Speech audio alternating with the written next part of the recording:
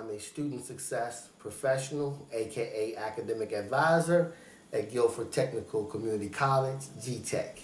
And I'm work in the Student Success Center, and I primarily do orientation, which gives me an opportunity to talk to all students from all areas. Okay. Well, Rodney, we got a couple of questions for you, and first off, let me say I appreciate you doing this. I do. Well, my team appreciates it. Okay, the first question. Do the students you work with plan on pursuing additional education at the university level? Most. We have transfer degree programs that are geared totally towards that option, that the students will get an associate in science, an associate in arts, an associate in fine arts, and also an associate in engineering that's connected with North Carolina A&T's engineering program. So we have 4 programs that are specifically geared towards helping the student get to that next level, leaving out, taking care of all their core classes, and the courses are 100% transferable, so that every course that they take within this program transfers to the colleges in the North Carolina system. We have a matriculation agreement with those universities. So we are the feeder system for the college system in North Carolina. That's excellent. That's a really good answer. All right. Do many of the students express an interest in graduate school? Well, let me say this. That's not something that I readily pursue with my students. And the reason being is that a lot of students come in and not really knowing where they want to be. So I try to make their goals very smart, where they're achievable, where they're measurable, where they can actually see some success early. So I go for the early win. I want them to look at advising from my perspective. Let's just do it 1 semester, 2 semesters at a time. Because you have to remember that these are students who may not have put together a plan or have had the best advisement prior to coming into college or community college setting. And some of them may not be sold on education. So I've got to get them sold on education. So before I can allow them to see themselves with a master's degree or PhD, I need them to see themselves as being a successful student. So I don't reach that far into the future. But some come in and they are sold. They're saying, hey, I want to take these programs, or I'm here to advance in a particular area so I can get in graduate school.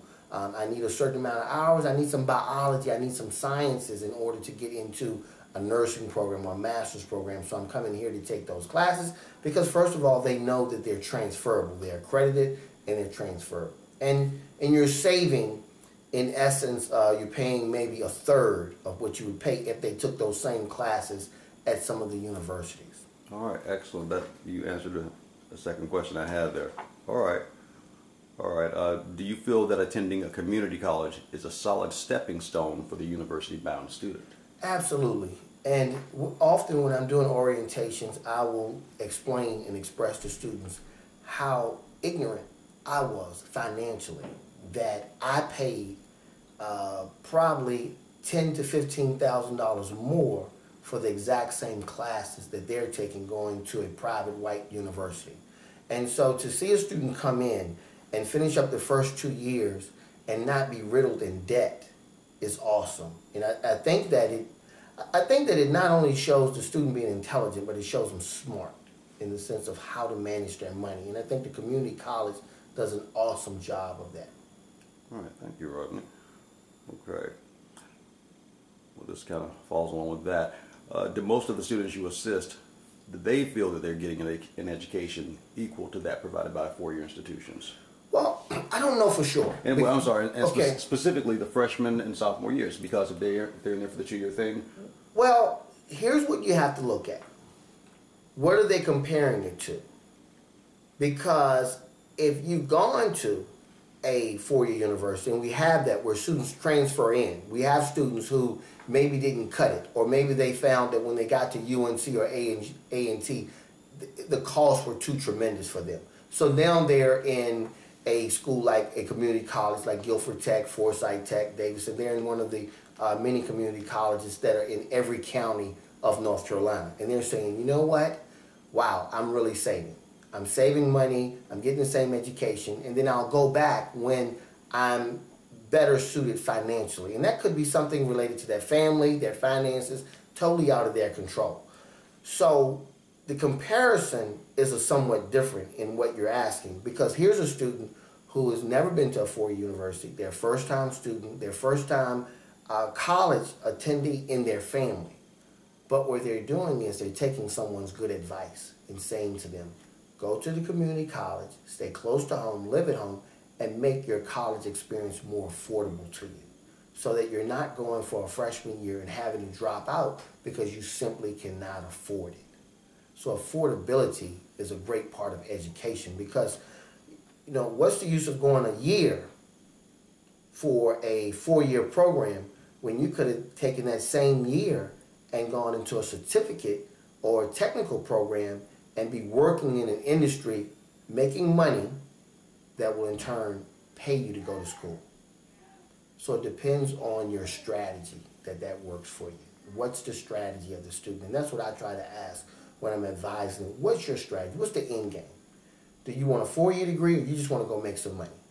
Or is there an interest that you have within here? Is there a technical program that we can get you into? As an example, we have a radiography program. It's a 2-year program, extremely competitive, but guess what? We have some of the best numbers of any school anywhere. We've placed 100% of our graduates into jobs for the last 3 years, and 100% of our students have passed the state board test the first time.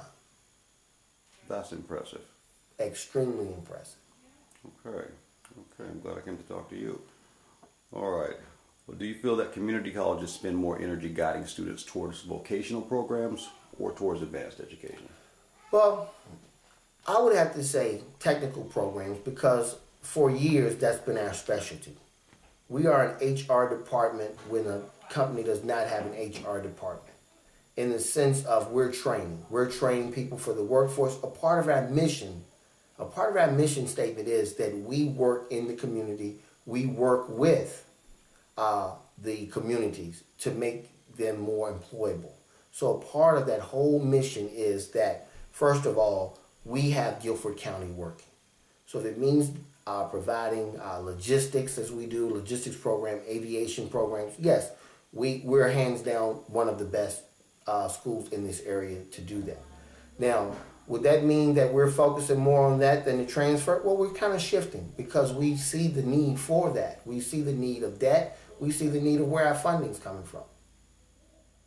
Okay, that answers a lot of questions. Cut right here. All right. Sweetie?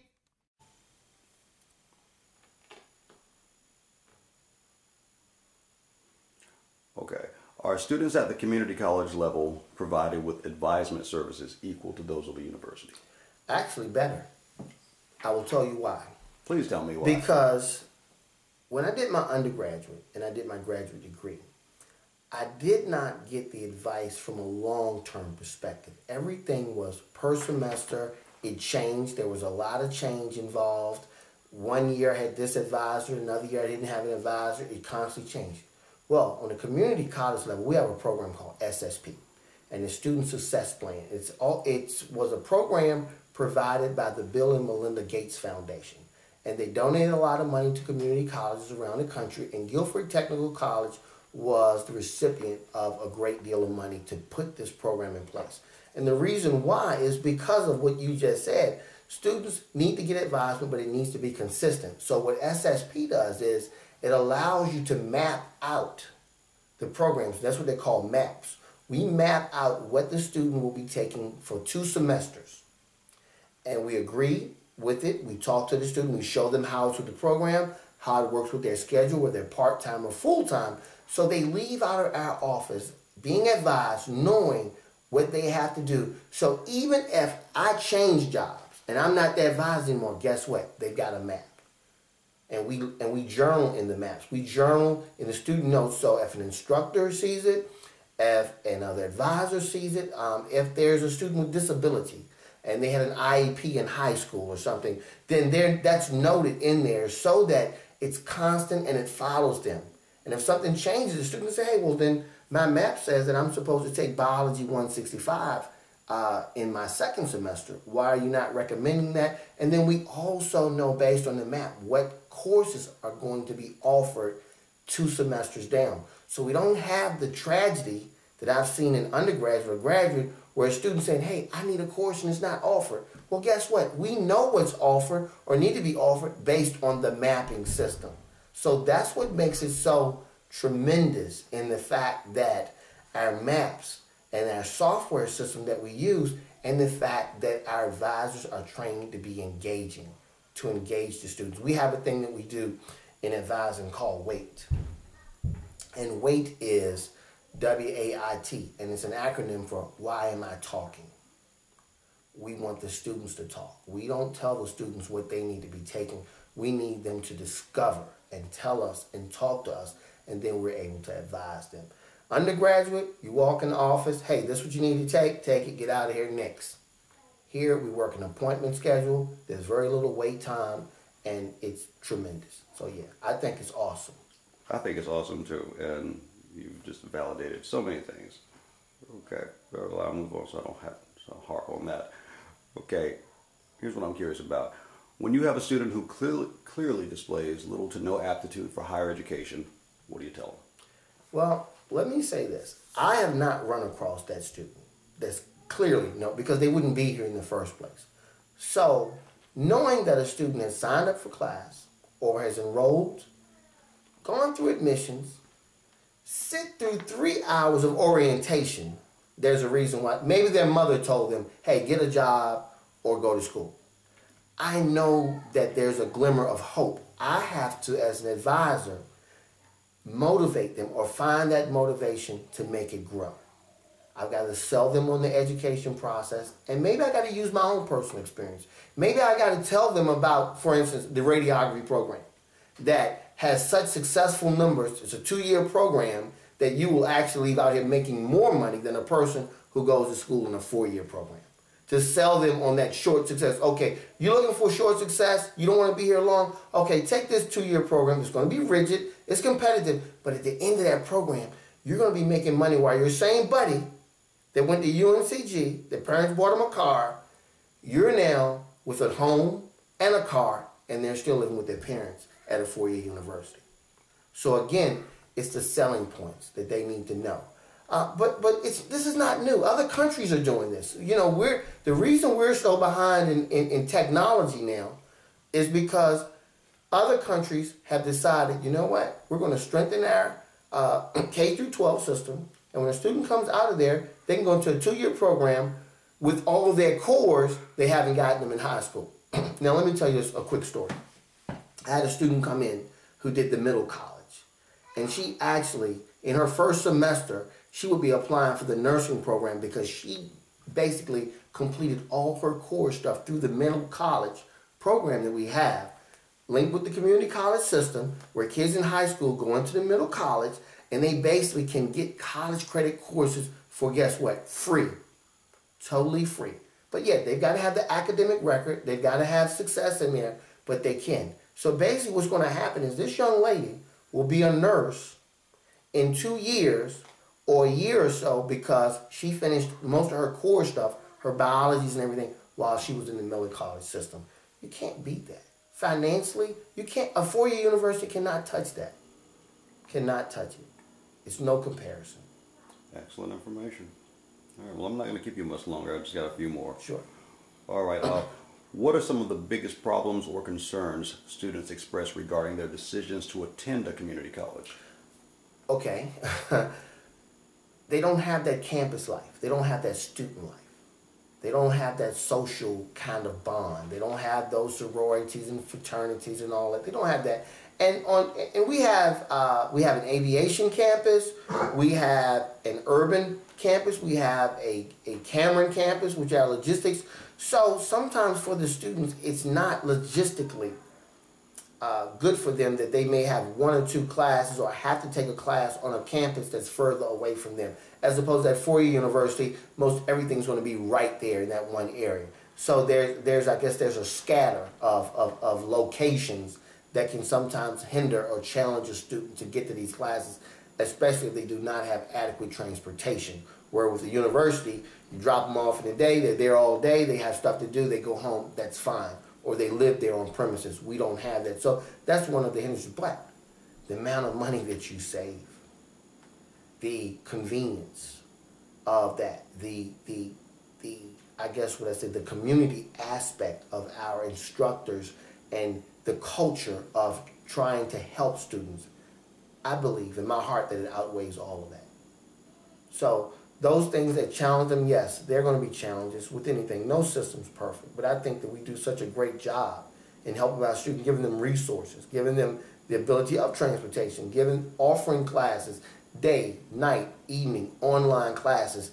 It helps overcome some of those things. So if you can't make it, we got an online program.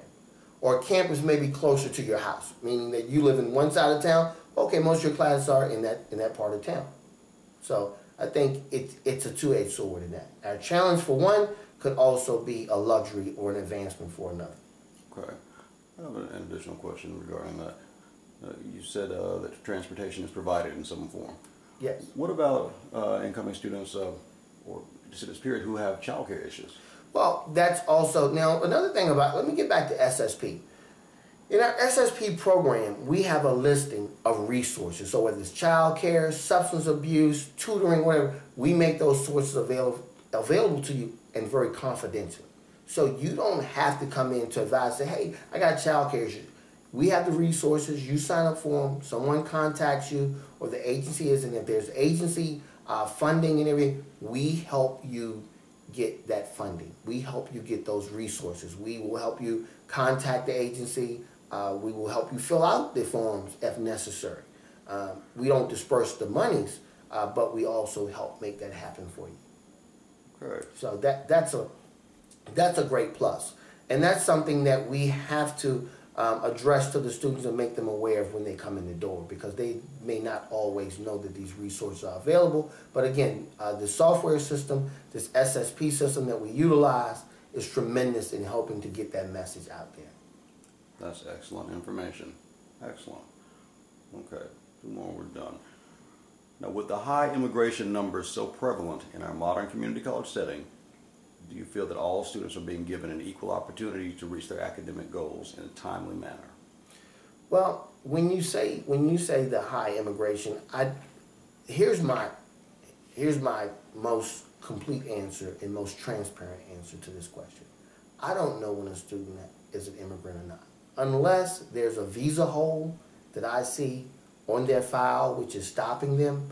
I don't know if a student's an immigrant. I may know that from first glance that they may be non-native speaking, but I can't truly, without a shadow of doubt, say yes, that's an immigrant. I don't know. We don't filter our students in that way. So when a student comes in and they're in a program, and let me give you an example. If they're in a faculty or if they're in a technical program, say like auto mechanics or heating and air conditioning, we assign them to faculty coaches who are familiar with that area of study.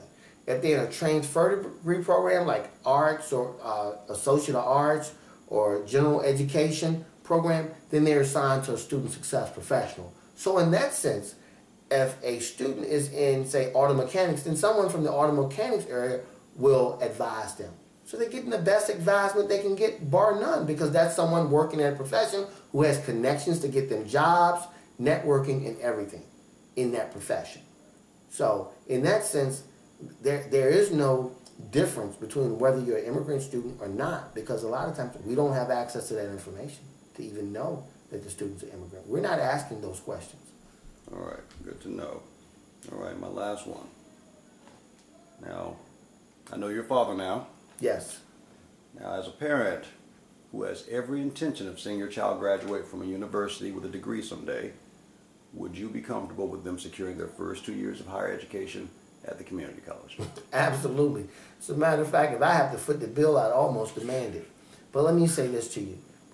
I have a son who was in a four-year university playing sports, did not do well, and he had to go back to a community college in order and effort to build his GPA, to get his grades up, to get back in that four-year school.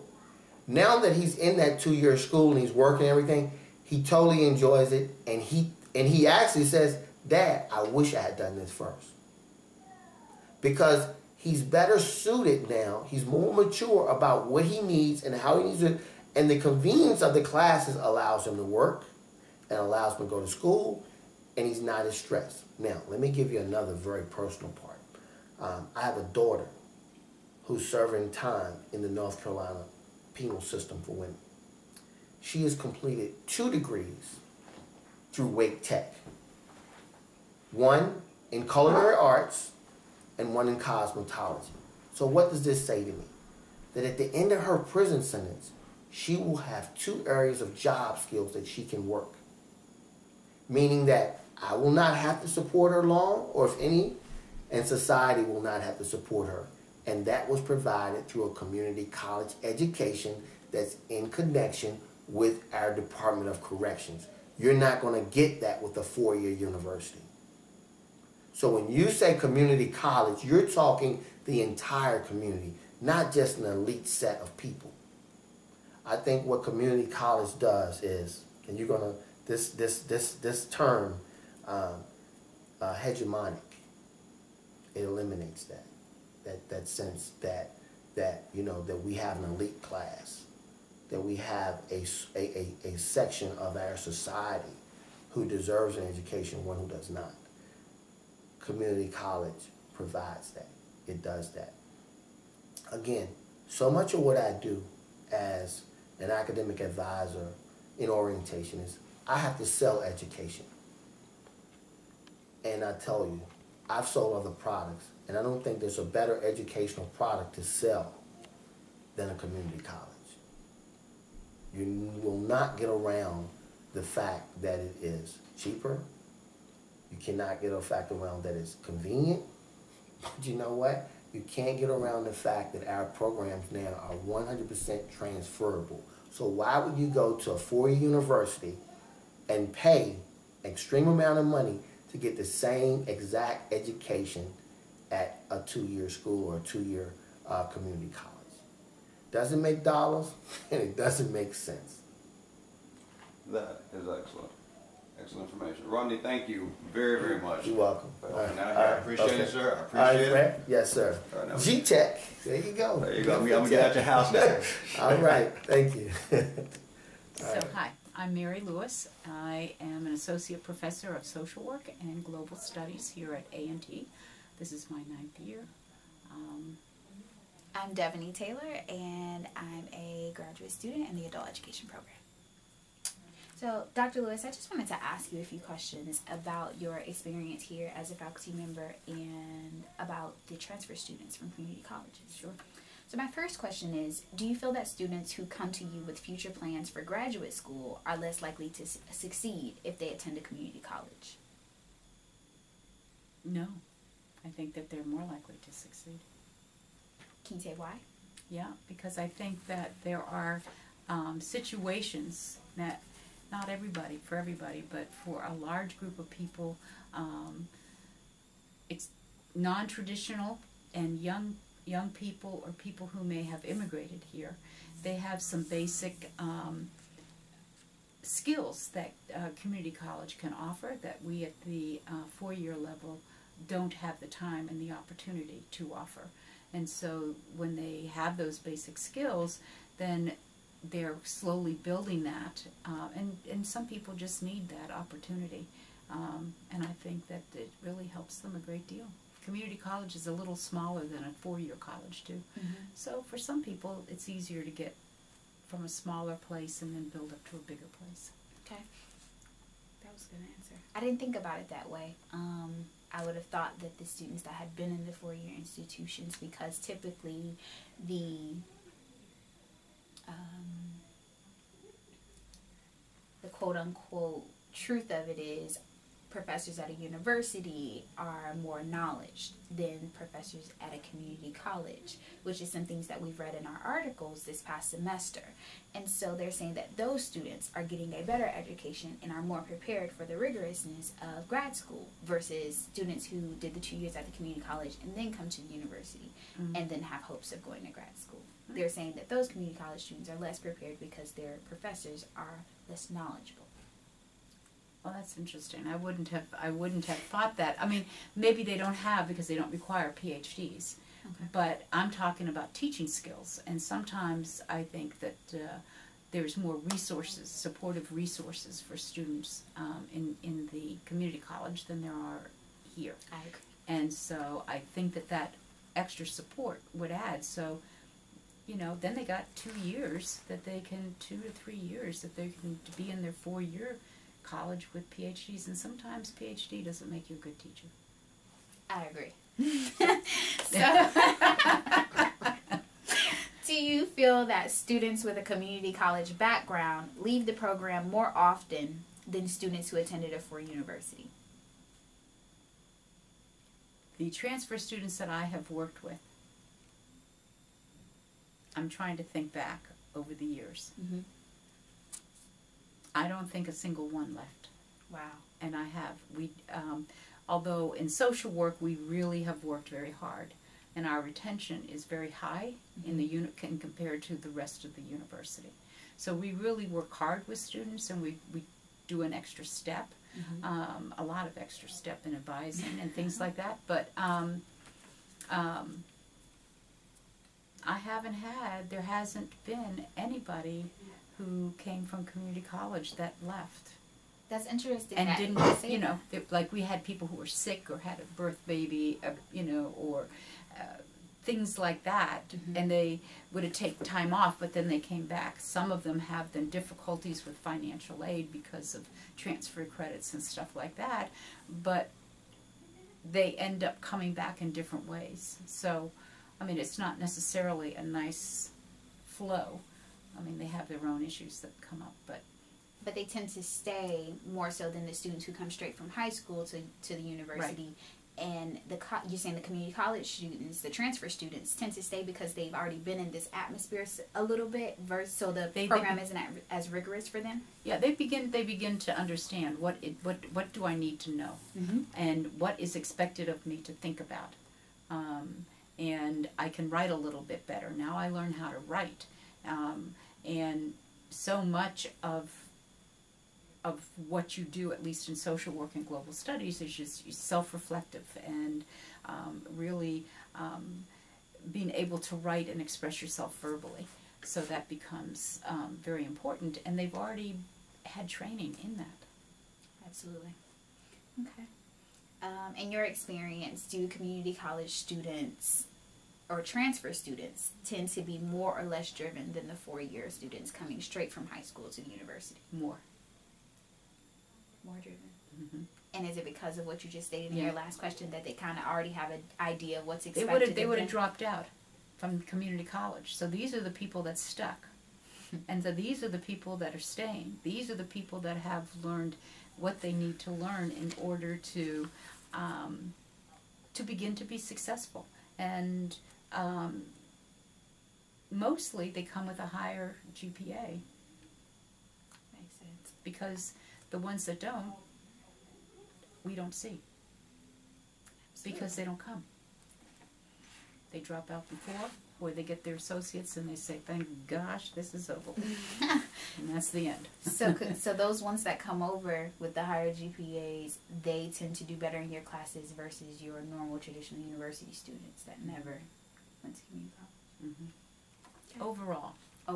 Right. Yeah. There's always exceptions. Absolutely. There's always exceptions, and some people, but whether it comes from a community college or transfer, it's the same thing. Mm-hmm. So it doesn't, they may have come from a 4-year school somewhere else, and they came here. Or it may have been another one in another state. It may not have been the one here. Okay. If a community college transfer student has been advised and tracked properly, do you expect them to perform? No, I'm not. Just keep going. Do you expect them to perform at the same level as a 4-year student? Yeah. So yeah, I mean, I expect that they're going to be able to do it. Sometimes there's some elements they don't have, and so then that's in part of advising. That's, or as an instructor, that's part of the ones you're going to help them try to grow and develop. But I mean, everybody grows and develops at different times in different ways. So some, yeah, but yeah, they have the same expectations as someone, not as a newcomer, but as a person at the level that they're at. But you take into account that this is the first year, so it takes a while to get your feet on the ground and know and learn the culture of this school. So do you, as far as advising goes, in your experience with your transfer students, once they get here, do you feel that they have been advised and prepared properly to come to the university, or?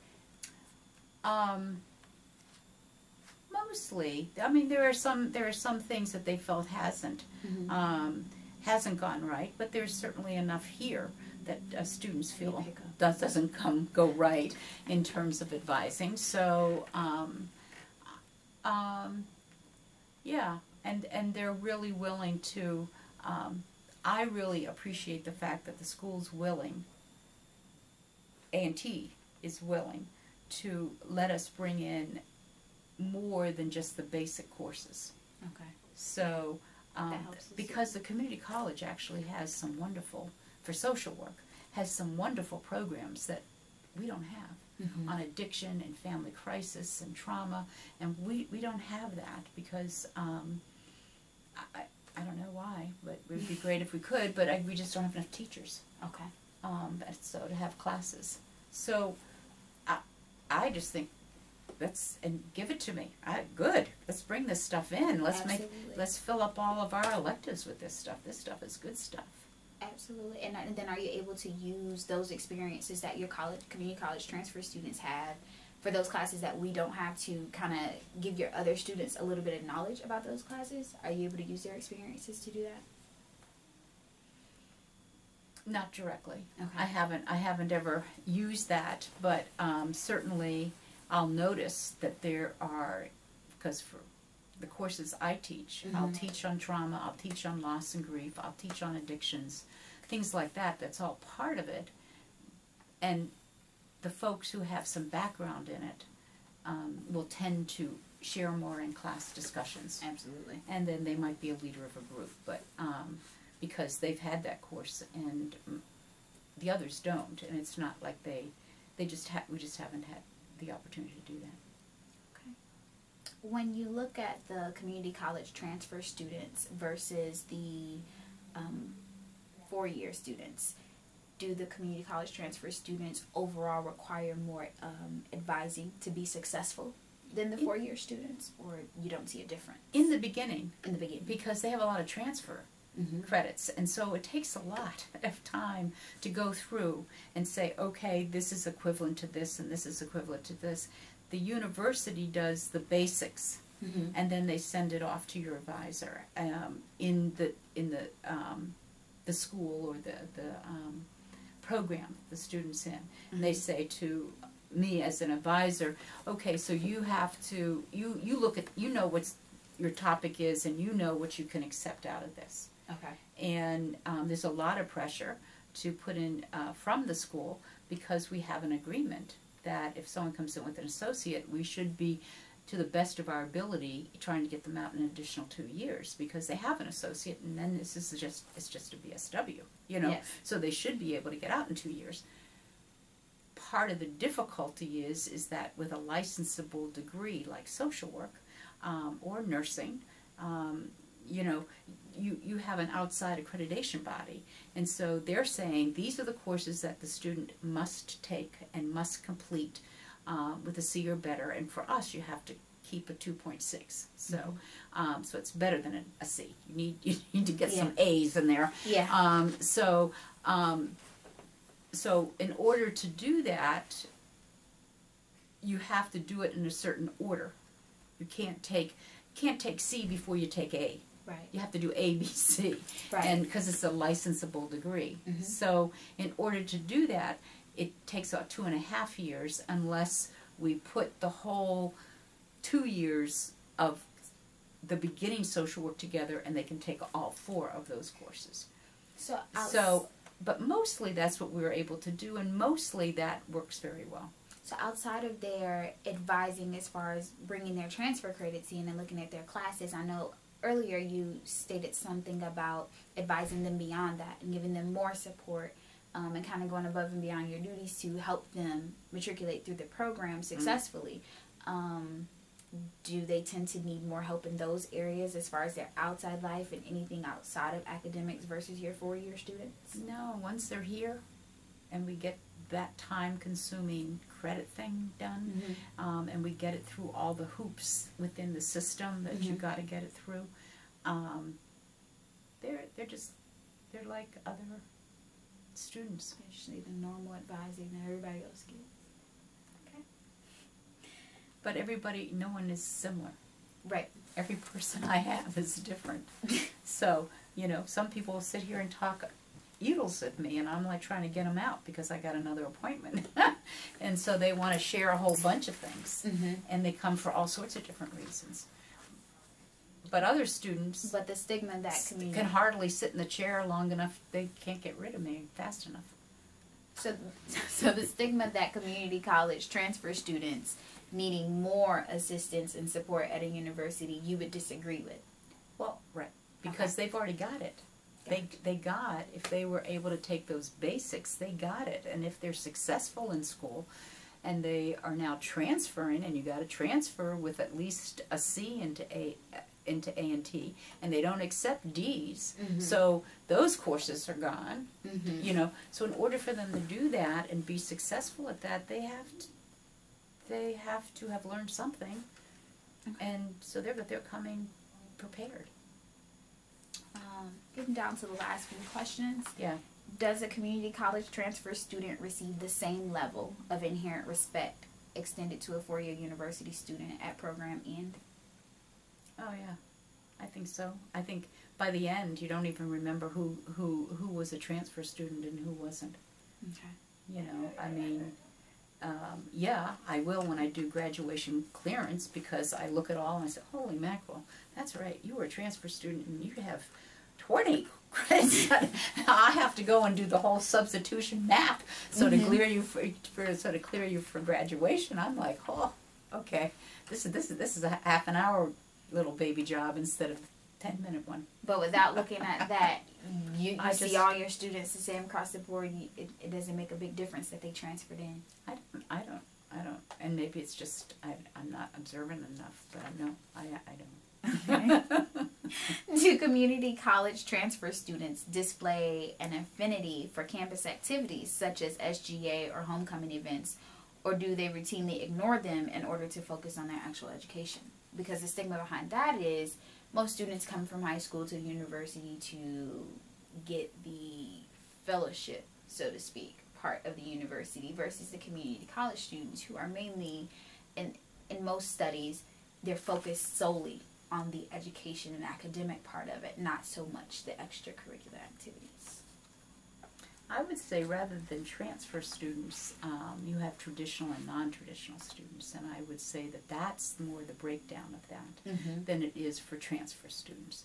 Now, because I think the non-traditional students are much more focused, and their activities and parties and friends are back home, you know, and they have families and they're working. I mean, still, the traditional students can be doing the same thing, but they're still in their adolescence and their early adulthood, and they're still doing what they're doing, and the brain doesn't really develop till around 25, so on average. So a traditional student is is more usually engrossed in their work, more than a transfer per se as a transfer. Okay. That's my experience. For my last question for you, as a parent who has every intention of seeing your child graduate from university with a degree someday, would you be comfortable with them securing their first 2 years of higher education at a community college? Yeah, my youngest did that.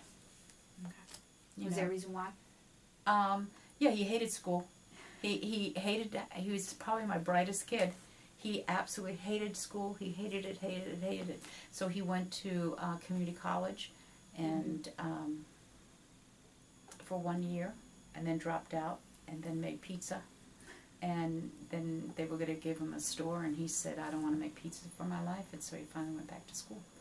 But he was 20-some years old, like 24 or 5, and he said, the one thing I want to do is live in a dorm. So he, at 24, 25, we lived in a dorm at the school for 1 semester when he said he was too harassed by the kids to go out and buy him beer. So, you know, then he had his own apartment. But, but he continued to think that the community college was a good help for him. That's awesome. Is it because of the support that you mentioned earlier that you feel they have more of that versus the university? That he might have felt that way? No, he didn't do well in community college. Mm-hmm. He still hated it. But he needed time. He needed time to develop and grow. And he has a learning disability, and they thought he was hyperactive. I just thought he was an active, healthy kid. So, you know. Yeah. But by the time he got a certain age, things started. So I think. Personally, I think it would be great if we give our kids a couple years, 3 years gap year. Yeah. And that not be, you know, that they can work and do volunteer work. Absolutely. You know, because sometimes I don't think they're quite ready. So, I guess. So no, I don't notice any difference between community college students on that or compared to 4 years. It would be the non-traditional, traditional. And from the first question, you said you think they're more likely to be successful in going to graduate school. So you would recommend a student doing the community college experience first and then coming to the university? Would I recommend it? Yeah. I'd recommend it. Yeah. If they had, it depends. I mean, it depends on where they are in terms of their excitement about going to school. Uh-huh. If they had some difficulties and they came here, they're not going to get the same support. It's just not. We have tutors, but there's too much else going on here. Mm-hmm. And they're not going to get the same as they're going to get if they go to community college. So, and if they're not sure that this is really what they want to do, but they know that society says that they should do it, well, then it's cheaper to go and give it a try at community college than it is at a 4-year college, and then you got all that debt to pay back. I was waiting on you to say that. Yep, got all that debt to pay back. So I definitely want to thank you for taking the time to interview with me. Nice questions. I didn't have any struggles coming from high school, and I came straight here. But yes. As you mentioned, social work department is excellent in being supportive.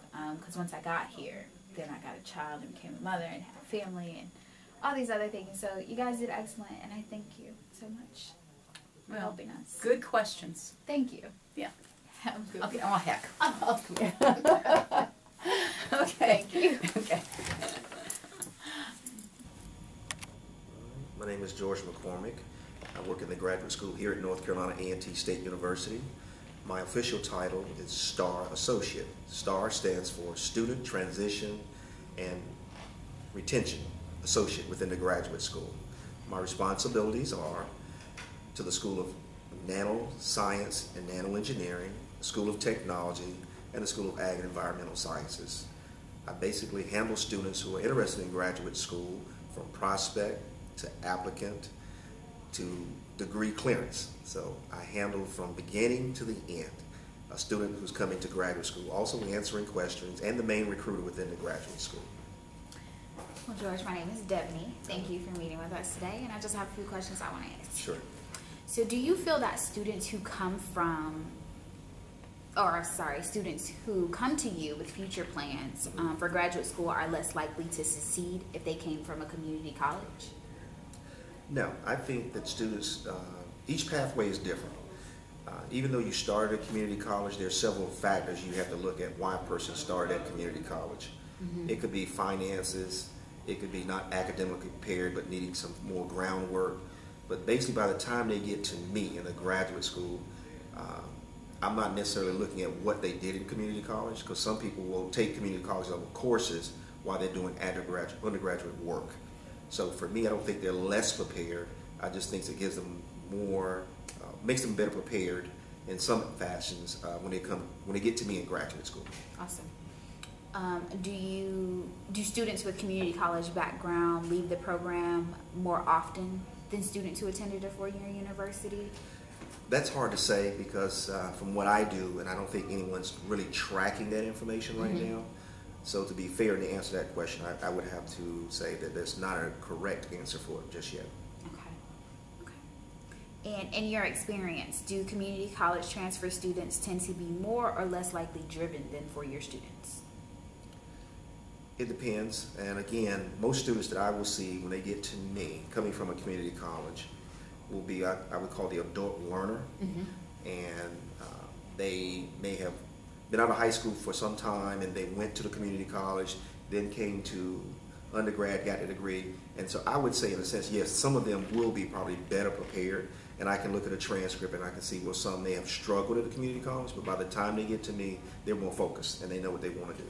Okay, because the stigma with it is the four-year students are more so at the university for the student activities versus the academics. And so in the research studies and the articles that are being published, they're looking at community college students coming to the university are more focused and more so want the academic part of it more so than the college experience or the student activities. Right. So they're more likely to succeed in graduate school, and they have a higher retention than the four-year students.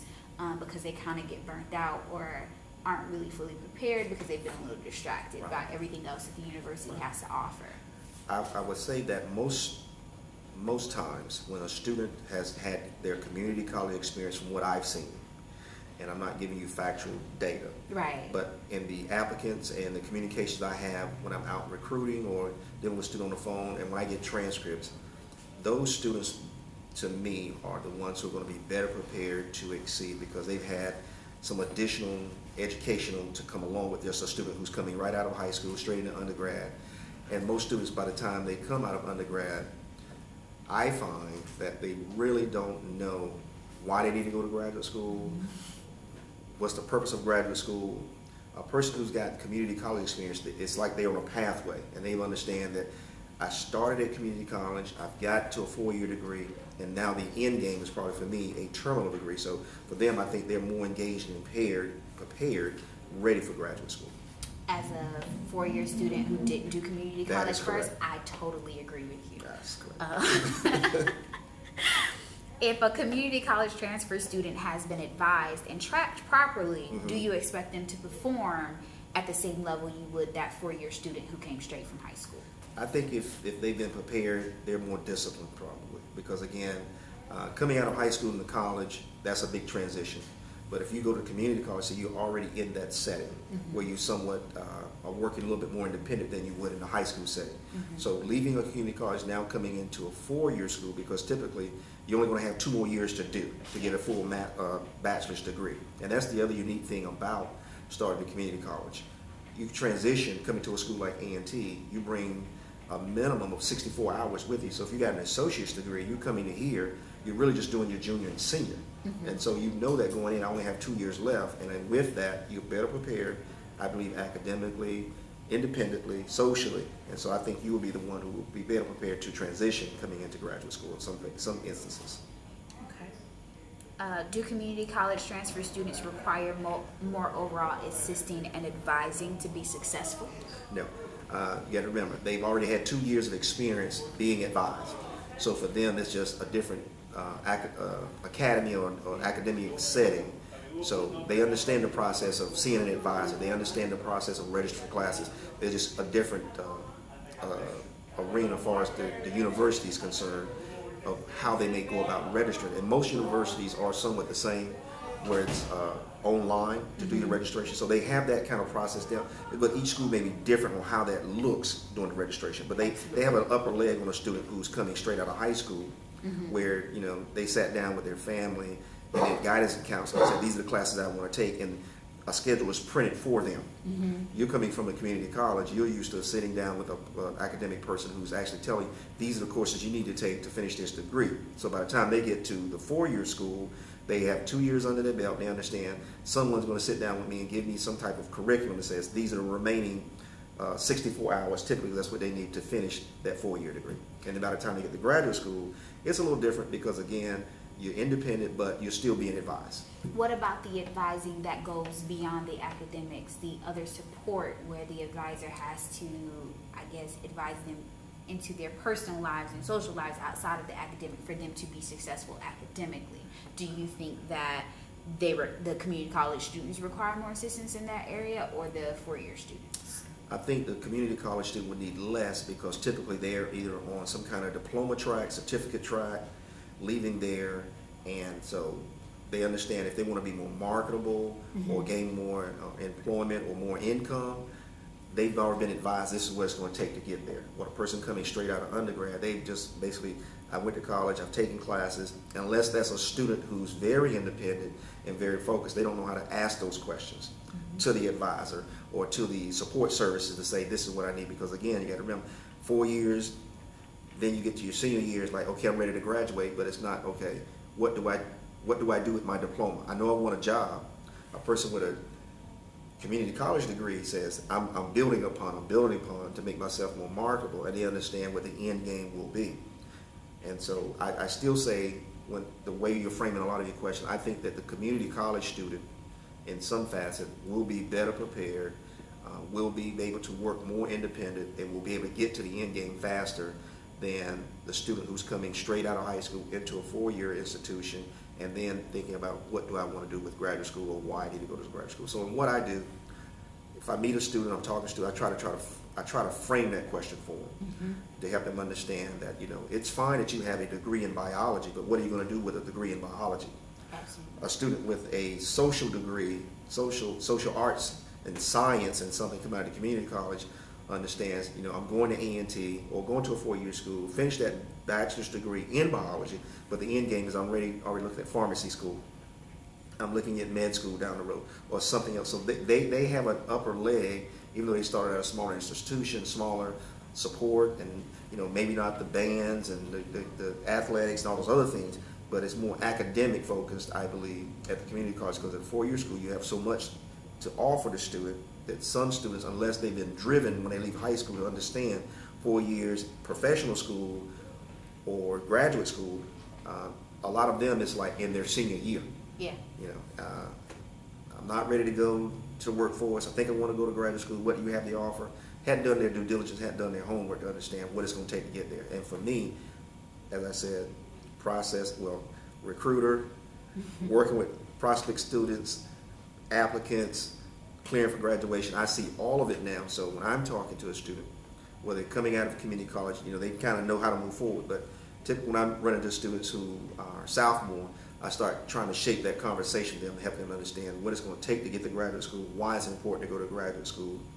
And there is a difference, you know, just going to get a master's versus going to a professional school, which is law, which is med school, which is going to seminary, going to professional school, because you're going to get your master's or Jewish doctorate, but that's kind of really it when you finish, right, versus going on to get the master's, art, science, fine arts, and then on to get a PhD or EDD. So. Okay. So dwindling down to the last couple of questions, and I think you might be able to answer these pretty easy because of your answers to the other ones. Does the community college transfer student receive the same level of inherent respect extended to a 4-year university student at program end? They do, because you really don't know which one is the difference between the community college and the 4-year student unless they kind of disclose that to you. Now the advisor would know because they're looking at a student's transferable hours. Right. So they know I'm not sitting here talking to a true freshman. This person has some collegiate experience, so they should understand how this should work. Whereas you're sitting there with a student who's a freshman, now they're a sophomore, And depending on the department, how advisement work, you know, you may have an advisor who just, like I said, that's my duties to advise you. I teach classes. Whereas you got someone at community college, they're going to have a different conversation with their advisor because they're pushing the advisor to make sure, am I on track to do this? You know, Right. am I doing this to get to there? So the community college student should have a different conversation, in my view, than just a traditional undergraduate student. Now, do you feel, I guess with that question, in terms of them having the equal level of respect, if you are or know of business owners or anyone who's looking to hire this person and transcripts are required in that, such as Gifford County Schools, they require a transcript for certain positions, do you think it makes a difference when they say, okay, this student just went to A&T for 4 years, this student went to GCCC first, then went to A&T, so do you think they're going to get the same level of respect when looking at that? I don't think the employer is looking at that, because the employer is looking for, of course, a transcript that shows the students academically taking the right kind of courses to be prepared for this particular job or program.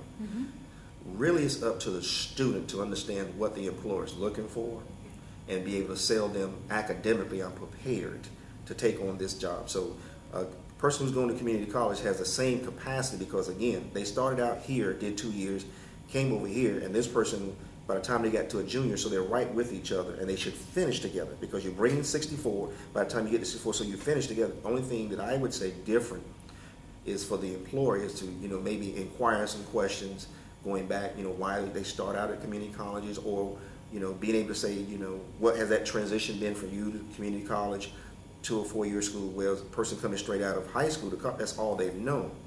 This person, non-traditional student, may have family, you know, may have some other obligations where they can speak on how to take on more and multiple responsibilities by being a community college student. Whereas the employer sitting there now says, this is someone I'm probably not going to have to hold hands with to train. This is probably someone who's going to be committed to the end, who's probably going to be here for a while. 4-year student may be the one who's looking, not saying the right things, to say, well, this person, yes, I have to train, but they're probably going to be here within transition. Probably not be here long, probably looking for something else, but they're looking for employment right now. So I think, in a sense, it's also up to the student to sell themselves to the employer of why you need me to be in your company, and let the employer then say, I need you to be in my company. Because I always tell students, at the end of the day, it's about the bottom line.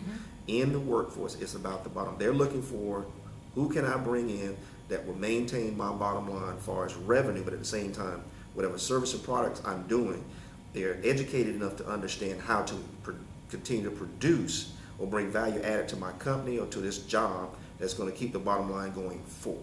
So the overall stigma that if you went to community college first and I didn't, but we both have the same degree, neither one of us is better, because the overall stigma in the research papers and in the text, it's always comparing that stigma of saying that student that went just those straight 4 years is more appeasing. Or I like to look at it this way. I tell students, you come to A&T, you get a bachelor's in biology, you get a 4.0. You go to Duke, Chapel Hill, and no respect to any of these schools, you can go to Harvard or Columbia and get a BS degree in biology. What's the difference? It's the papers printed on. right. If you have done the due diligence in the academic arena, getting mentors to help you be better prepared, it's the same degree on a piece of paper sitting there talking to the employer. One would have probably advised you better on what companies look for and how to prepare yourself when you're sitting there, versus someone who has just a degree and that's all they know. I got a 4.0 and I should be input. It's not about that, because there's so many different other things you just may not get at one school that you'll get another. Now I'll bring it back to A&T. A&T is one of the few institutions that I know that, even though it has a rich history, but it has a connection where it does try to prepare those students to go out in what we call the global world, the global economy. Where a few years back, we had chancellors telling students in their freshman orientation, how many of you have passports? If not, you need to get your passports. Why? Because they're preparing them so when you leave here as an engineer, your job as an engineer may not be in the United States. It may be in China. It may be in Africa. It may be in a third world country. But we're preparing you just like the same person who's at Harvard, who has connections, or the Columbias, or the Chapel Hills, or the States, whereas the paper alone, the employer may get excited because they went to Chapel Hill, but this student saying, I have the same credentials and this is why you need me. So coming back to the question of the community college student, he's got a little bit more in his bag of tricks, I believe, or her bag of tricks to help them to understand. I think at the end of the day, I'm more well prepared than a person who just got a 4-year degree. Even if that student left the 4-year school to go back to the community college through academic reasons to come back, they're still better prepared because now they understand what it's going to take to succeed. So the stigma of the community college, and I think that went away probably in the late 80s because it was looked at, you went to a community college for a trade school just to go right into the workforce. Right. Whereas now, the degrees and the programs that are coming out of the community college are preparing people just as those who now have 4-year degrees. And the difference is you have an AS or AA versus a BS or BA, but academically are almost coming out equivalent, 2-year versus the 4-year. But you come to this 4-year school to get the rest of some things you wouldn't get at a community college. So, but I think the dialogue now is much different in the new millennium of a person coming out of a community college is more prepared. I hope what does not happen during my lifetime, that the 4 institution becomes irrelevant and the community college is more relevant.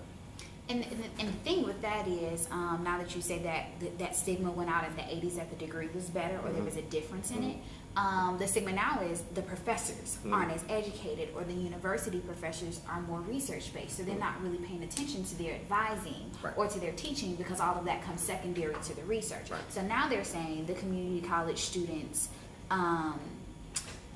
and some are saying the community college students are getting a better education because their professors are more just focused on the academics, and others are saying, well, these professors have PhDs and these professors have all this research knowledge, so their students are more knowledgeable than the community college students. I think it also has to do with, and all schools are challenged with this, I think it comes from your provost, your deans, all the way down to making sure that your professors they have balance. And I know all institutions are strapped now with funding and so many things, so you have professors doing multiple things, advising and required to do research and do journals and to do grants. So when it comes to advising the student, that's like low on the priority. The student's going to get some advice, but they're not going to get the advisement they probably need.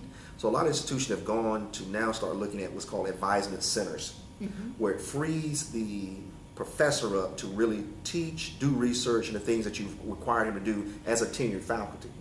And then at the academic center or the advisement center do the advisement piece. Whereas, like I said, then that professor's freed up. But I believe it all hinges on from top down, being able to see that.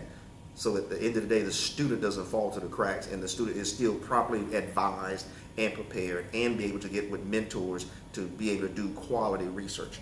Because most institutions that have the higher accreditations are research institutions. And when you look at it, they're brand who they are. If they have research, high intense research behind, then that's typically what they're supposed to be doing. Even though you have your bachelor's degrees, but they have masters and PhDs and EDDs where those programs should be looked at upon as institution and programs that produce a lot of research. And that's why you don't have it at the community college, because again, you're just getting the basics. When you get to the 4-year schools and in graduate school, it's a little bit more intense with that research focus. There are not too many institutions that are not world renowned if they're not research focused. And that's what draws the best professors. When they know they can go into the academy or go to that institution and they're going to be respected in their areas of expertise, but they are able to still continue to do research. When you're just put in a classroom just to teach, you know, and I don't have a PhD, but again, I work with a lot of people and I'm working at graduate school. That's not the focus of why they went and got a PhD. They didn't just get a PhD so they can get to teach. You went and got that terminal degree because you want to, say, I want to add to the academy, and that's getting your PhD. But while you're in there, you continue to do research to change what's in the academy. Absolutely. So do you think that community college transfer students display an affinity for campus activities such as SGA or homecoming events, or do they routinely ignore them to focus on their actual education? I don't have the answer to that one, and I think it comes with the institution, making the student feel that they're just as important as the one who's straight out of high school came. It's just like in the graduate school, you know, you come to get your graduate degree, you may be a professional student, you may be a mom or dad who, you know, all you need to do is just come and get your degree. You don't have time for all those things, but you still need to have those other, not assets, but other social programming entities for them. So they can say they had a full, well-rounded experience at that institution. Absolutely. You know, I did my, and most of us like this, you know, I did my undergrad here at A&T, so I got the full undergrad A&T experience. Well, I left here and went to seminary, which was in Shaw.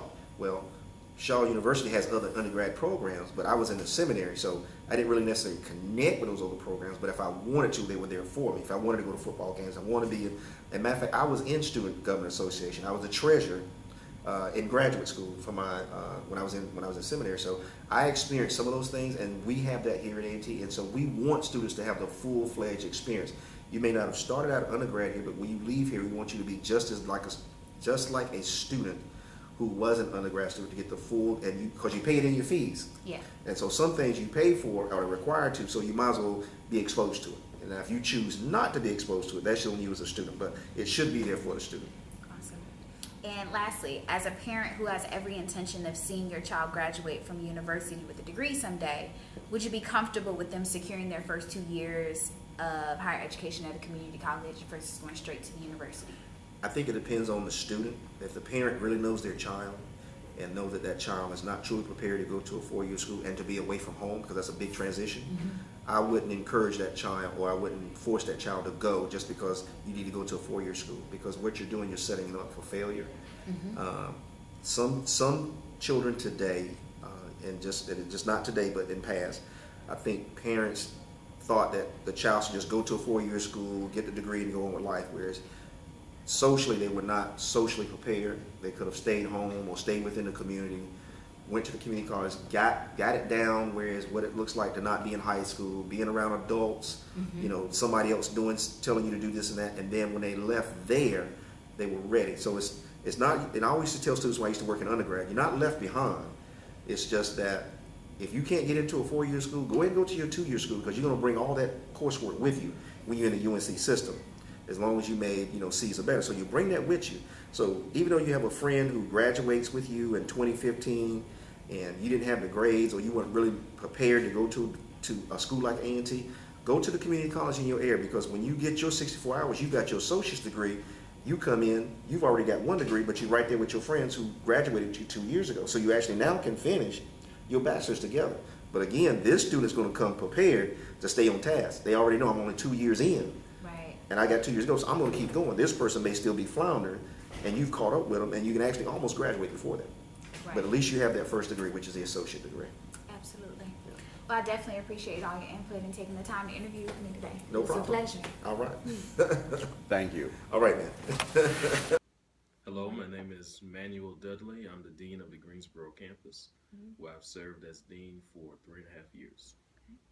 And I'm Devaney, and we'll go ahead and get this started. First, I want to thank you for taking the time to interview with us and for meeting with us on last night on the panel. Sure, enjoyed it. It was a good panel. It was awesome. You guys really had some great questions. You really put us on guard. Thank you. All right. I wanted to start off by asking you, do you think the students you work with plan on pursuing education at the university level? I think most plan on it, but I don't think most are really prepared for it. Okay. Why do you say that? I don't think they have, and I know this is kind of a bad thing to say, but I don't think some students have a true understanding of what it takes to be successful on the four-year level. So that's why they come to us, and we assist them with that. Okay. But I think most have the desire or aspiration, but as far as having the skills, that's where we come in. Okay. So in one of the articles that we read this semester, it said that students transferring from a community college to a university were more likely to succeed, graduate, and attend graduate school versus that four-year student who never came across the community college. Do you agree with that? I definitely agree with that. Okay. That is 100% true. Okay. Once they come to us, they're much more prepared than they would have been. I asked that question because I'm your non-traditional student. When I got to A&T, I was not a parent, but after being there for, I want to say my sophomore year, I ended up having my daughter. And so it was kind of hard, and you get all of these, well, you might want to drop out, you might want to just leave for a while. I never took a break. I didn't stop. It was hard, but the support wasn't there. So on the panel last night, Ms. Free discussed the support outside of the academics that she gives to her students to understand them, which in one of the articles they used the term called other mothering, and how that came from slavery with mom with families being separated, and then you kind of taking on the role for that child. And so they're saying that African American professors are doing that for their students because it's a very vital piece to them succeeding in higher education as a whole. So when she said that, I'm like, that would have been so much easier for me, because I looked at the community college with the social stigmas of it's not that great, it doesn't look good to go there. And so when I moved from Michigan, it was straight to A&T for me. But I think it would have been a lot easier support-wise. And although I graduated with honors, I think I could have come out magna cum laude had I matriculated through the community college system first, because I don't feel that I was adequately prepared. And I did my senior year in North Carolina at Page High School, and I wasn't prepared for anything, not the FAFSA, but not anything. And so that was interesting to me, but just wanted to get your take on that. Okay, that is a typical experience, and I love your story because the term non-traditional is evolving, and I'm sorry, I should have cut that down. The term non-traditional is evolving into something that looks different than it did 10 years ago. So when we used to say non-traditional, we would automatically think a student that's 25 or older, maybe have an employment history of 10 years or more, someone that is coming to school later, does not have a higher educational experience, but that is changing. Absolutely. Non-traditional students are getting younger and younger, okay, like yourself. So your story is really becoming the profile of the student that we're getting and the students that the four-year colleges are getting. And so we've had to modify our approach and understanding of students, because what we see is that students that are coming to us, whether they're 35, 45, 25, or 18, are still missing some of the basic elements of what they may need to succeed. And not to say they're not intelligent, is that they have responsibilities. Absolutely. So my question to you is, do you think that that goes beyond academics at some point? Because, and I asked this question, my sister, my younger sister actually went to the GTCC Middle College, and I want to say she did maybe 1 or 2 years, because it took her a minute to get in. But academic-wise, she's there. Socially, not. So I, in turn, as a future adult practitioner, would view her as a non-traditional student, because she's not really meshing with the, she goes to UNC Charlotte, she's not really meshing with the university experience or the collegiate lifestyle. And so I feel that a community college lifestyle would have been much better for her, and it was much easier. So do you view those students as non-traditional when it's not just the academics or the socioeconomic status or marital status or anything like that? Maybe not in the literal sense, but in the social sense, yes. Okay. Because we're now trying to reach students younger and younger with the early middle college program. We're now recruiting in the high schools and the middle schools. We talked about that last night. Students aren't really ready to go into the world until they're really 25, 26 today. We're kind of mothered, you use that term, we're kind of mothered and kind of shielded from life later in life. And whereas our parents, our grandparents left home at 16, 17, 18, we have folks that are staying in the home till they're 30. I mean, of course, we don't advocate that. But of course, it's tougher out here. It's harder to find a job. So the economy has changed, but you have individuals who are really becoming mature later. Although they have adult responsibilities, whether that's a child or a car or a job, they're still not really ready to handle the academic environment in some instances. So we're having to do a lot to address that. I agree. We have mentoring programs for female students, for male students. We have tutoring labs where students can get together, get information they need, the support they need. But that mothering, that other mother term that you use, is very practical. And I would say other father too. I would add that in there, other brother, cousin. I'll do the research and put that term in there. Put it in there. And look specifically at African American male professors in higher education. Definitely do that. My second question for you is, do many of the students express an interest in graduate school at the community college? Yes. And when you say many, most, few. Of course, you know, being in graduate school, Yes. you know, you can't go but so far with those terms. Absolutely. And so to say many, I wouldn't use that term necessarily. Okay. I would say a respectable percentage Okay. of students want to matriculate into the graduate school, but I think most students want to have that terminal technical experience, like we talked about last night. Yeah, I was going to say, from my understanding of the conversation last night, the reason you wouldn't use that term is because everybody's not here for that. Everybody doesn't want that and to begin with. So the idea typically is not to come to the community college and automatically transfer, but to get like those daycare classes, those certification classes to work at a daycare and be done with it. Right. Okay. Right. That's definitely the case. So do you feel that attending a community college is a solid stepping stone for the university bound student, for that student in that 2-year track or that transfer track? Oh, definitely. And that's because of things we've already pretty much discussed on the support system and getting the basics that they needed before they enter the rigorous programs. Right. Okay. Do most of the students you assist feel that they are getting an education equal to that provided by four-year institutions' freshman and sophomore programs? We need to do some work on that. Okay. As you talked about earlier, and even we talked about last night, there's still a little bit of a stigma. I don't think students generally feel like they're getting the same, although they are. I think they feel like they're getting exactly what they need without the fluff. So that's why some students choose to go to an ITT or a ECPI or a DeVry, because they just want the basics. So I think sometimes when students come to us, they know they're getting the basics unless they really want to transfer. Okay. So the qualifications of our instructors are the same. That's what they're SACS accredited. They can teach mostly on the university level, except for some of our technical courses, because in technical programs, you don't necessarily need a master's degree or a doctorate. You just need the experience and the certification.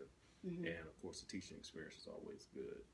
So you don't find the same level of qualifications, but again, when a student is going through a college transfer program, those professors can teach on the university level.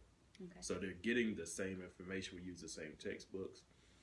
We use the same SLOs, student learning objectives in many cases. And we talked about articulation agreements last night and being co-enrolled. That's why we had those partnerships, because we held to the same standard. North Carolina A&T has to go through SACS reaccreditation. So does GTCC. Okay. And so do all the community colleges in North Carolina. So we're held to the same standard. Okay.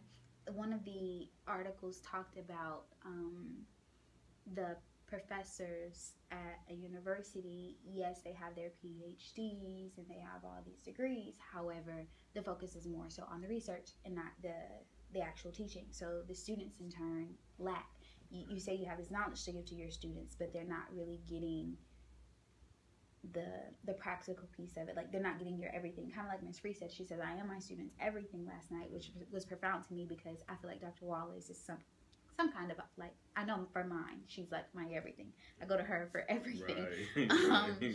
So, but you don't get that a lot. And I got it a little bit in my social work program, and I feel like that's only because it was social workers. They had been in the field, so they're different from whether I was in engineering or some other program where some of my friends were, that they didn't feel they were getting that support. So with the article, it was stating you get the teaching more so and the students benefit better at the community college because there is no research focus or takeaway for that professor. So that is their sole duty. Do you feel that that's an adequate representation of that, or no, because as we discussed last night, some faculty and administrators are in multiple roles, so it's that area still may be lacking, so it's kind of the both for both institutions? Yeah, I think it's an asset, and I think that us not having that publish or perish situation as you would on the university level really benefits us, because when I was in the classroom, I was able to focus on teaching. I was able to focus on working with students. I was able to focus on networking in the community and doing anything to improve my program. I wouldn't have necessarily that flexibility on the university level. I would probably have a class of 300 students, and I would have my graduate assistant probably teaching or helping me check papers.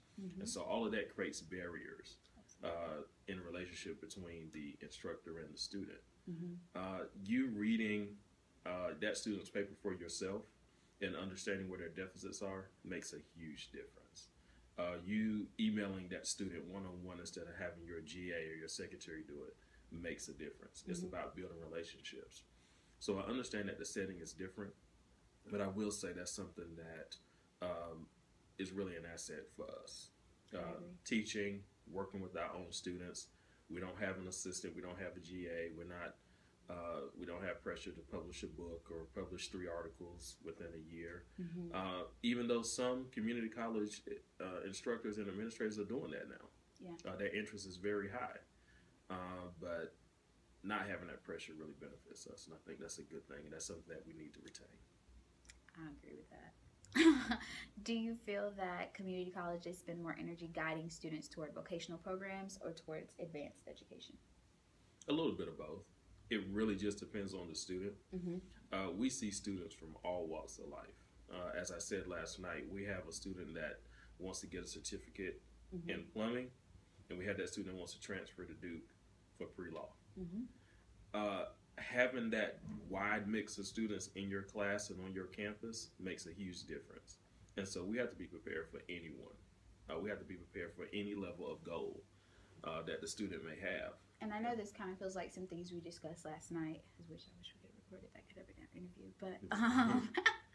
But I think the reason for that question being a part of our set is that the text, of course, and the articles, there's a myth that you push them more towards one thing than the other. But as we found out last night, the focus here is the student. What do you want to do? And pretty much that student finding themselves and exactly where they're good at. And like I think it was Ms. Jones pointed out that if a student is waiting on one of your nursing programs or the dental assisting program and they don't qualify to get in, they point them to other options that they may qualify for that's within that same track to help them navigate their way. So I think that kind of answers that question in saying it's what you're coming here for, what you ultimately want to do, and having to choose rather than spinning the wheel and wasting financial aid for years, which most students in the past have done. This is what we got from the text. I didn't know if it was true. Yeah, it's true. Okay. It's true. Because I was going to ask one of the students that spoke on the panel last night. They said they had been there for 3 years. Have you like maxed out your financial aid with those developmental courses, or then what do you do for the students? That's a tough situation for a lot of students. And you know, you have to look at the other side too. Not everyone is ready to choose a major when they first go to school. Not everyone knows what their talents and gifts are and where their interests are. I mean, it takes some time. So I think we need to assist students in that process more. You just can't sit across from a student and say, okay, here's the book. Here are 3 things. What do you like? You know, what do you see yourself doing? In undergrad, we had a lot of the nursing majors come over to like social work and sociology and psychology. And so it was fun. Those are like on the opposite end of the spectrum. I was like, what are you doing? Nursing was the thing to do? Or, so I agree on both institution levels that a lot of the students are just picking something, or that higher education is becoming a fad or the thing to do instead of actual career-driven students.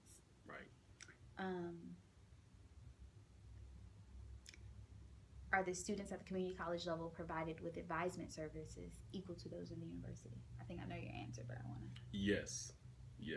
And yes. Sometimes even better. I was going to say. Yeah, sometimes even better. I think we've done some things in the last year with the support of Ms. Jones and all of student services to address those individual needs. Absolutely. And when you have a student who clearly displays little to no aptitude for higher education, what do you tell them? And again, I teach classes. I don't work with students on that level. But I think if you're a counselor, an instructor, I think we're all very honest with students. We don't want them to burn up their financial aid. We don't want them to waste their time. We don't want our time to be wasted, actually. So I think what happens is some type of intervention, if you will. Look, I know you want to be an electrical engineer. You just failed 2 math classes. Let's talk about something else. is this the best fit? Do you need some tutoring? What assistance do you need? So I think those conversations are taking place. So trying to find the root of why those classes were failed before moving them totally to another idea. Sure. To see the reasons why. Sure. So that other mothering and other fathering. That's it. That's it. I mean, like yourself and like I experienced, I wanted to be a psychologist. I made a D in my first psychology class at UNCG. I still ended up going into a counseling field and still doing that, but I need to figure out what the deficit was. Right. So the instructor, fortunately, just didn't give up on me. But there are some things I just needed to know and learn. Absolutely. So I'm glad that person said, you're not going to be a counselor, you can't be a psychologist, you need to change your major. Because you have, and I think that starts in middle school, high school, sometimes elementary even, with, and one of the students on the panel, the student from, I think she was from Maryland, I can't remember. Delaware. Yeah. She mentioned the make it or break it in those conversations. And I was a job coach, or a graduation coach at Carver High School in Winston. And a lot of my students were told that. And so they have no aspirations to go to community college or a university. And so it's hard to even get them to want to graduate from high school. So I think that those conversations, like you all said, targeting that middle school age is going to be very vital to the success or continuation of our society as a whole. Definitely. What are some of the biggest problems or concerns students express regarding their decisions to attend community college as the first step towards a degree? Oh man, money. Having enough money. Having the time. Having enough money to come here. They think the community college is expensive or something. Yeah. And that's because of the population of students typically. So if it's not a specific certificate program or vocational technical program, you typically get lower SES students looking at the community college versus universities. But they're still concerned about the tuition. They're concerned about the tuition because what's happening, or what has happened, is that many students are coming to us who have been laid off.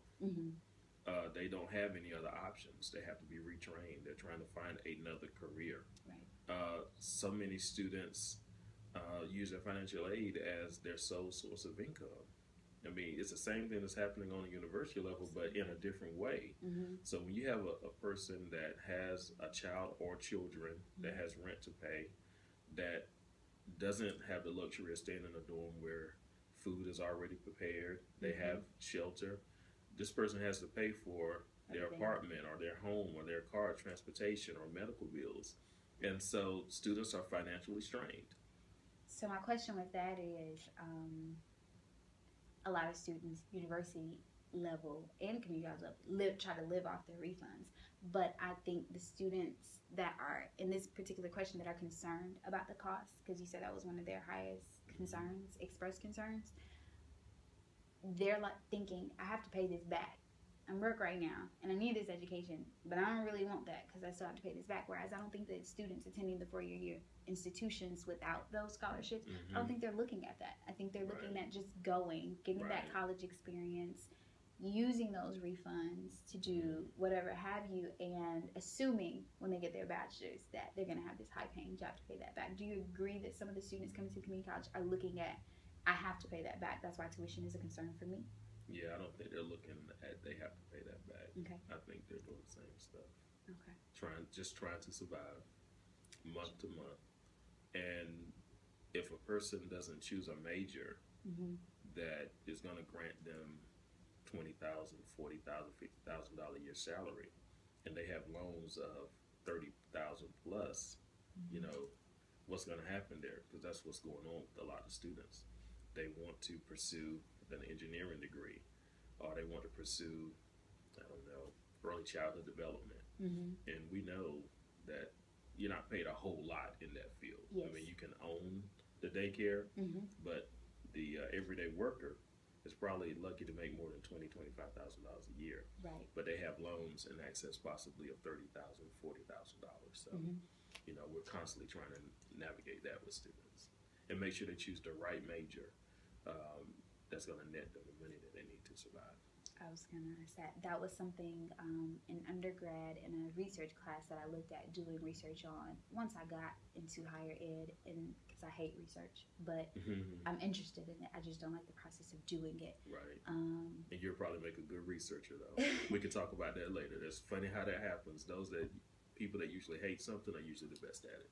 Okay, but I wanted to look at why students are choosing certain majors and career paths, but are not looking at the field and what jobs are available, and possibly looking at, is this going to be something that I'm still have 10 years from now, 20 years from now? Doctors are always needed. Nurses are always needed. Right. You know, they're not, but they're not choosing those fields, or they're choosing fields like, for my field, undergrad social work, for instance, where people get in those positions and lock them down until they retire, and you're just stuck, or you have to go to some rural area, city, to get the position. Right. And people are running from certain careers just because they're afraid of math. Many students have a math phobia. And so you're a person, okay, all right. So someone that probably want to be a chemist can't do the, what is it called, equations? Yeah. And, you know, they run away from math. And so your former nurse, like you said, is now a social worker. Yep. Okay. So that's happening too. I see it. With the high immigration numbers so prevalent in our modern community college setting, do you feel that all students are being given an equal opportunity to reach their academic goals in a timely manner, if at all? I would think so. Yeah. Yeah. Okay. Yeah. And lastly, for this set of questions, I wanted to ask you are you a parent? Yes. Okay. As a parent who has every intention of seeing your child graduate from a university with a degree someday, would you be comfortable with them securing their first 2 years of higher education? Oh, wow. At a See, community y'all are wrong for that. See, I tell you what. But, you know, that's a good question. And as you spoke to earlier, we do have the early middle college program on the community colleges. Sure. I'm an advocate of it. I know the power of it. If my daughter came to me and said, I want to go to G-Tech for the first 2 years, I would say, go ahead. Let's pay. Let's get it done. But of course, I would steer her into the right career. Now, we would have to talk a little bit more. Okay. But what's good for the goose is good for the gander, as they say. So I'm an advocate all the way. That's awesome. That's a great question. Well, because we found it interesting, especially for some faculty that work at the community college setting and system. They're big advocates for it, for the society. But when it comes to that in-home, they're kind of like, no, Susie's going to Chapel Hill. Like, you know, and it's like, you kind of contradict it. And you're saying what's good for my child or what's best for my child. And where you're trying to steer my child and saying they need to save money, you're not using that same thing. And that's kind of like, that's not right. So that's why we ask it, because who thought of that question? One of my group members. That's a good one. That's a good one. I had a few questions from last night's conversation and panel. Okay. If I can find it. And while you're doing that, I'm going to check my messages. That's okay. Okay.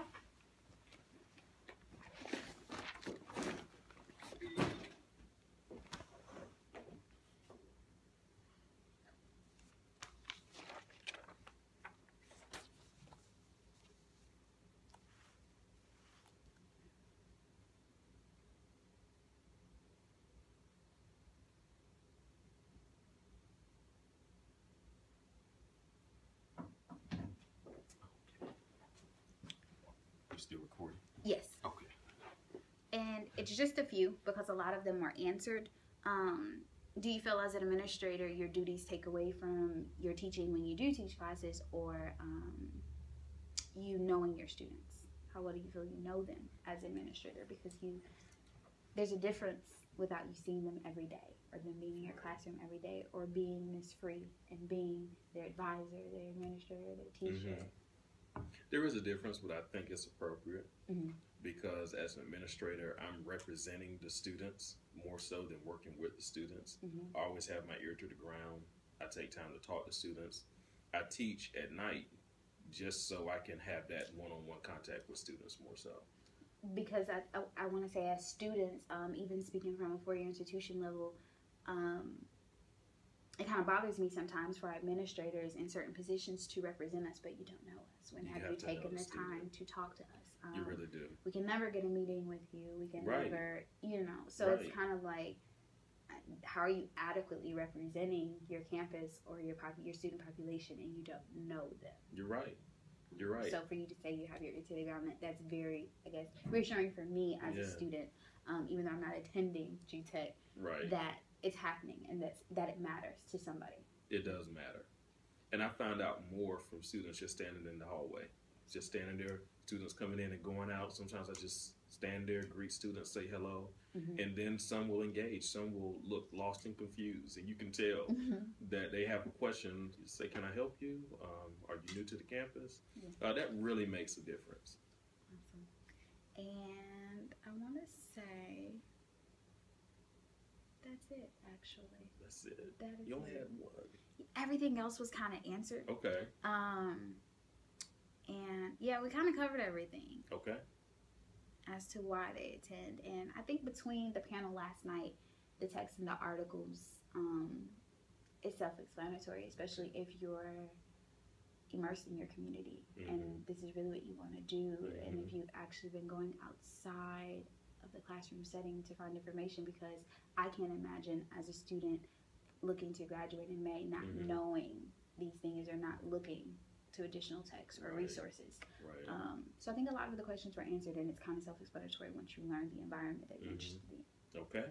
So thank you so much, Dr. Dudley, for taking the time to interview with me today. You're welcome. It was my pleasure. It's been a pleasure as well.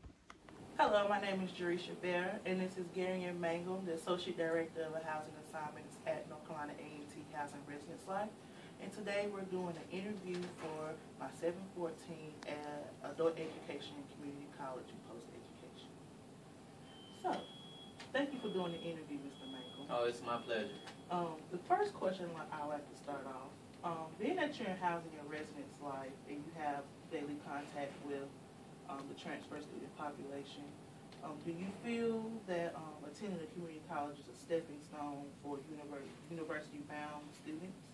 Yes, it's kind of, it also improves the education rates as far as graduation.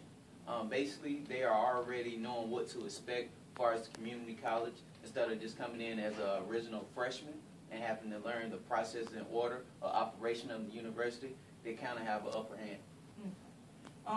So, the next question, are students at the community college level provided with the same advisement services equal to those of the university? So like, for example, being that community college students don't have options of on-campus housing, do you think that you still can provide the quality work as far as advisement to those students on options for housing?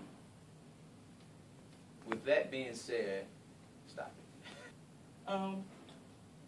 Now, from your perspective, do you think students at a community college level provided with advisement services are equal to the services here at North Carolina A&T? For me personally, from my experience, I do think it kind of hinders them from receiving the same type of treatment as a big university as far as staying on campus, because we have the start over. So, are students at the community college level provided with the same advisement services equal to those here at Housing and Residence Life? From my experience, I would say no, because the statistics say that students that stay on campus are more inclined to be involved with on-campus activities. Basically, if you're staying off campus, you're not really in the mix of everything. You're not really aware of what's going on. So it's better for the students to stay on campus their freshman, sophomore year. Also their junior year, senior year, you're more focused on graduating. So it's not really that, So you're saying for a community college student, it may be hard for them to come get more acclimated with on-campus housing, being that they came from an environment that didn't have it? Yeah, or didn't, that didn't provide those type of services? Yes, ma'am. Okay, so the next question I have is, when you come into contact with transfer students, what problems or questions do they express to you the most? What questions or concerns do you get the most? the know-how. They don't really know how because, you know how to apply for housing, know where to, to use your resources because they're just used to going to, class and going home. They don't really know, what the school really has to offer. It's a lot more things that we offer other than a community college. So is your housing process easy, medium, or hard for them to maneuver through? It's actually very easy. We send everything actually in the email step by step. It's basically just click next 3 times and you're done. Okay. Yeah, so. Right. And this is the last question. As a future parent or current parent who has like every intention of seeing their child graduate from university with a degree someday, would you be comfortable with them securing their first 2 years at a community college or a university setting? It would all depends on the circumstance, do they want to stay home and work and build money up first, or do they want to just, go in and experience the college, experience. But me personally, I would rather for them to just to go ahead and go into a 4-year university so they can get the on-campus living experience and also have the, the basically university experience first also. So you prefer the 4-year university over the community college? Yes, ma'am. Now, do you think that makes the student more well-rounded, or taking the university route, the 4-year university route, or you feel like they're being cheated in some way, or?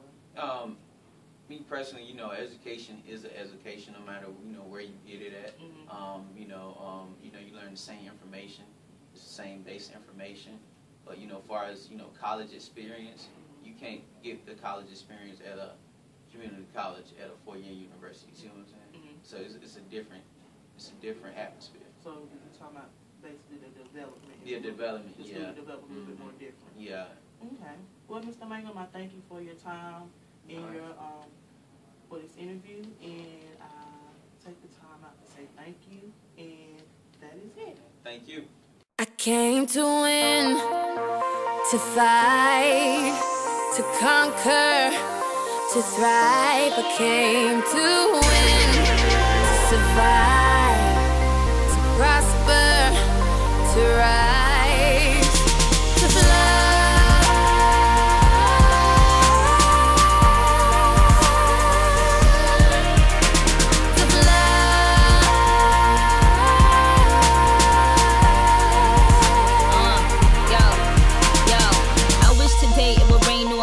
Maybe that'll kinda make the pain go away. Trying to forgive you for abandoning me. Praying, but I think I'm still an angel away. Angel away, yeah, strange in a way. Maybe that is why I chase strangers away. They got their guns out aiming at me, but I become Neo when they aiming at me.